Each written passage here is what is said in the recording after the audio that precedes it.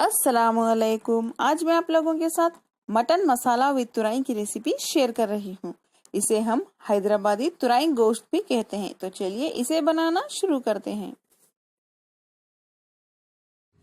Mutton masala with तुरई बनाने के लिए सबसे पहले हम 2 टेबलस्पून तेल गरम कर लेते हैं। तुरई यानी इसे हिंदी में तोरी की सब्जी भी कहते हैं और इंग्लिश में रिच गॉड।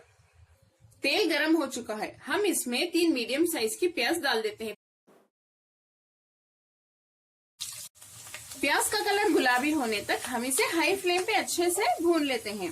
प्याज आप मोटी मोटी भी काट सकते हैं क्योंकि बाद में मटन के साथ हम इसे गलाएंगे तब ये सॉफ्ट हो जाएगी। प्याज का रंग गुलाबी हो चुका है। हम इसमें 2 टीस्पून अदरक, लहसुन और धनिया के पत्तों का पेस्ट डाल देते हैं। फ्लेम को हाई पे रख के इसे अच्छे से भून लें। अदरक लहसुन की कच्ची बू जाने तक इसे ऐसे ही भूनते रहिए। इसके लिए 1 मिनट लग सकता है। 1/4 टीस्पून हल्दी डाल दें। थोड़ा सा नमक, मैं यहाँ 1 टीस्पून डाल रही हूँ। हाई फ्लेम पे इसे भी भून लें 10 से 15 सेकेंड तक। आखिर में हम इसमें गोश्त डाल देते हैं। मैं यहाँ 400 ग्राम गोश्त यानी आधा किलो से थोड़ा कम गोश्त ले रही हूँ। आप चाहें तो आधा किलो भी डाल सकते हैं। फ्लेम को हाई पे रख के गोश्त को अच्छे से भून लें। इसे 3 से 4 मिनट तक भूनते रहिए, गोश्त का रंग बदलने तक।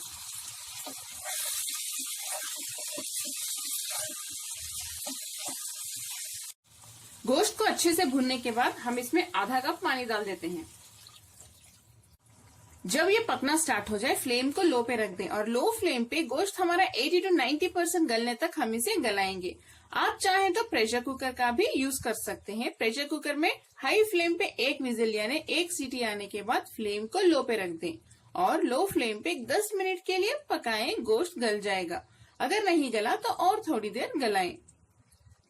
पैन में ज्यादा देर लग सकती है। मैं आपको वीडियो क्लियर से नजर आए इसीलिए इसमें बना रही हूँ। इसमें लिड बंद कर देते हैं।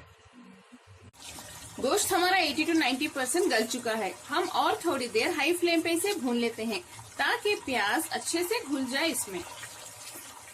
इसे 2 से 3 मिनट तक अच्छे से भूनने के बाद हम इसमें 1.5 टीस्पून लाल मिर्च पाउडर डाल देते हैं यानी 1.5 टीस्पून। इसे भी मिक्स कर लें। नेक्स्ट हम इसमें 2 मीडियम साइज के कटे हुए टमाटर डाल देते हैं। फ्लेम को हाई पे रखे इसे अच्छे से भून लें। टमाटर सॉफ्ट होने तक इसे ऐसे ही भूनते रहिए। थोड़ी देर फ्लेम को लो पे भी रखिए। टमाटर जल्दी गल जाएंगे। टमाटर हमारे अच्छे से सॉफ्ट हो चुके हैं।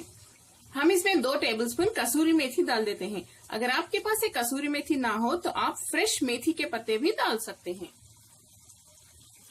फ्लेम को हाई पे रख के इसे 1 मिनट के लिए भून लें।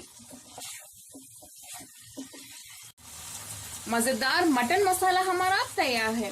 आप इसे ही डायरेक्टली रोटी के साथ या चावल के साथ खा सकते हैं क्योंकि बहुत ही ज्यादा टेस्टी होता है। नेक्स्ट हम इसमें तुरई डाल देते हैं। मैं यहाँ पे 1 किलो तुरई ले रही हूँ। देखिए मैंने इसके छोटे छोटे पीसेस कट करके रख लिए हैं। आप चाहें तो पीसेस थोड़े बड़े भी कर सकते हैं। इसके ऊपर जो स्किन है उसे निकालने के बाद पीसेस कट कर लें। इसे मैं डाल देती हूँ।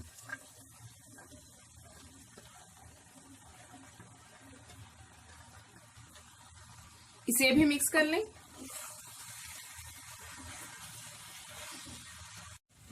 फ्लेम को थोड़ी देर हाई पे रख के इसे मिक्स कर लें।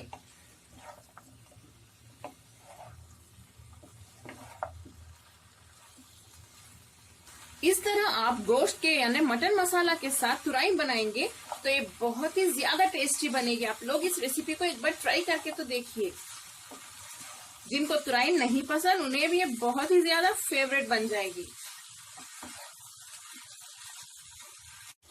हाई फ्लेम पे 2 मिनट के लिए भूनने के बाद अब मैं फ्लेम को लो पे रख देती हूँ और लो फ्लेम पे तुरई गलने तक हम इसे ऐसे ही गलाएंगे।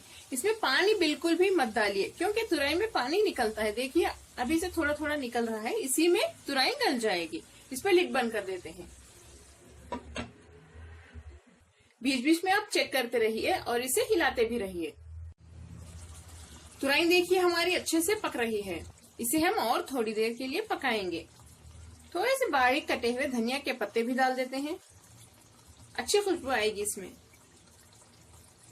इसे भी मिक्स कर लेते हैं।